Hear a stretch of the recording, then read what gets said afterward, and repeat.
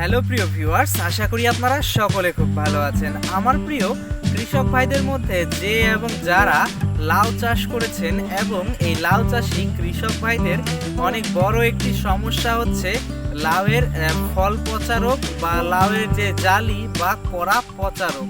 তো বন্ধুরা, কৃষকরা সাধারণত এই সমস্যাটি যখন লাউ চাষি কৃষক ভাইদের মধ্যে দেখা যায়, তখন কিন্তু লাউ চাষি কৃষক ভাইয়েরা ব্যাপক পরিমাণে ক্ষতিগ্রস্ত হয়ে থাকে।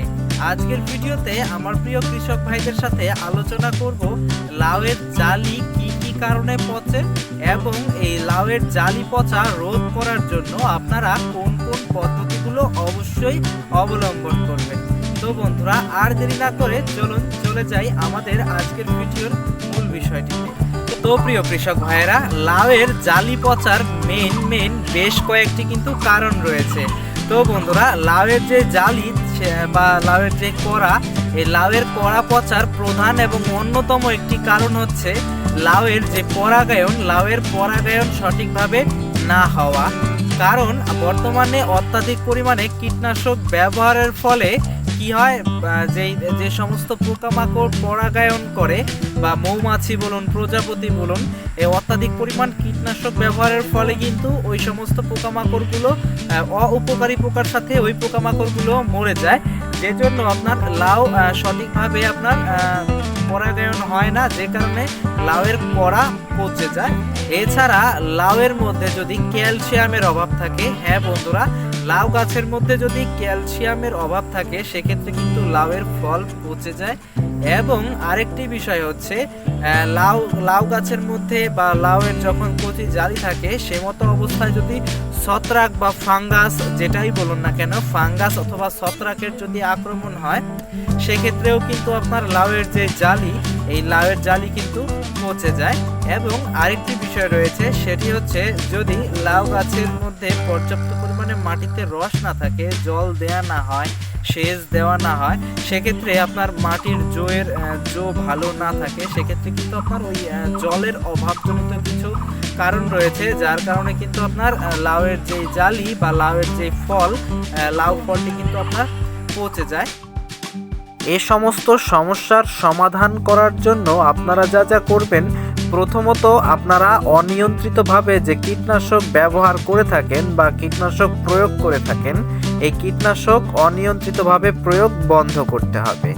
যখন আপনারা লাউয়ের মাদা বা ঝাড় তৈরি করে থাকেন, তখন প্রতিটি মাদায় হাফ কেজি যে তিলের খৈল বা আপনার সরিষার খৈল, সেই খৈল অথবা 100 গ্রাম জিপসাম ব্যবহার করুন। এতে ক্যালসিয়ামের যে ঘাটতি রয়েছে, এতে ক্যালসিয়ামের ঘাটতি পূরণ হবে এবং ক্যালসিয়ামের ঘাটতির কারণে যদি লাউয়ের জালি পচে যায় সেটি কিন্তু রোধ হবে।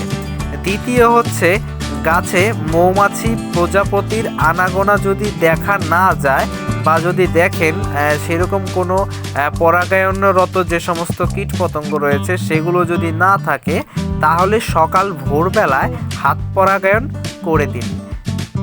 পুরুষ ফুল দিয়ে, লাউয়ের যে পুরুষ ফুলটি রয়েছে, পুরুষ ফুলকে দিয়ে স্ত্রী ফুলের গর্ভে মুণ্ডে স্পর্শ করিয়ে দিন। এবং আপনারা আরেকটি কাজ করতে পারেন, জমির চারপাশে যে সরিষা গাছ, সিম জাতীয় গাছ যে রয়েছে, যেগুলোতে অনেক ফুল ধরে এবং প্রায়ই আমরা দেখতে পাই এ সমস্ত গাছে বেশি পরিমাণ মৌমাছি এবং অন্যান্য পরাগায়নরত যে সমস্ত কীটপতঙ্গ রয়েছে সেগুলোর আবির্ভাব হয়ে থাকে, তাহলে কিন্তু পরাগায়ন সমস্যাটা কিন্তু অনেকটাই দমন করা যাবে। এরপর যে রয়েছে সেটি হচ্ছে ফলের যে মাছি পোকার একটি সমস্যা রয়েছে। এই মাছি পোকা দমন করার জন্য আপনারা যে ফেরামন ট্র্যাপ রয়েছে, এই ফেরামন ট্র্যাপ বা বিভিন্ন কোম্পানির আপনার ইয়েলো কার্ড রয়েছে, হলুদ আঠালো ফাঁদ বা ফেরামন ট্র্যাপ, এইগুলোর মধ্যে যে কোনো একটি আপনারা ব্যবহার করতে পারেন। এটা ব্যবহার করলে ফলের যে মাছি পোকা রয়েছে, এই মাছি পোকা কিন্তু আপনার এর দমন হবে। এবং আমাদের চ্যানেলে মাছি পোকা দমন নিয়ে কিন্তু একটি ভিডিও দেয়া আছে, আপনারা চাইলে কিন্তু এই মাছি পোকা দমনের যে বিষয়টি সেটি কিন্তু আপনারা দেখতে পারেন। কীটনাশকের কথা যদি বলা হয়ে থাকে তাহলে আপনারা যে সিনজেন্টা কোম্পানির যে সবিক্রন নামক কীটনাশকটি রয়েছে, এই সিনজেন্টা কোম্পানির সবিক্রন প্রতি 16 লিটার জলে 16 মিলি, অথবা যে ইমিডাক্লোরোপিড গ্রুপের যে কীটনাশক রয়েছে, এই ইমিডাক্লোরোপিড গ্রুপের যে কোনো ওষুধ, ভালো কোম্পানির যে কোনো ইমিডাক্লোরোপিড ওষুধ, যেমন বায়ার কোম্পানির সলোমন রয়েছে, অ্যাডমায়ার রয়েছে, এছাড়া আপনার অটো কোম্পানির যে ইমিটাফ রয়েছে, এই ইমিডাক্লোরোপিড প্রতি 16 লিটার জলে আপনার 12 থেকে 15 মিলি হারে মিশিয়ে যদি স্প্রে করে দিন তাহলেও কিন্তু আপনার যে মাছি পোকা রয়েছে সেটা কিন্তু কিছুটা দমন হবে। এরপর যে বিষয় সেটি হচ্ছে মাটিতে কিন্তু ভালোভাবে সেচ দিয়ে রাখতে হবে এবং পরিমাণ মতো সেচ অবশ্যই দেবেন, অত্যাধিক পরিমাণে দেবেন না। এবং লাউ আপনারা বিশেষ করে যে বেলে দোআঁশ মাটি রয়েছে, যে মাটিতে জল ধারণ ক্ষমতা বেশি, মোটামুটি একবার জল দিলে বেশ কয়েকদিন পর্যন্ত জল থাকে, এই সমস্ত জমিতে আপনারা লাউ চাষ করবেন, তাহলে আপনার কি হবে, মাটিতে জোরটা ধরে থাকবে।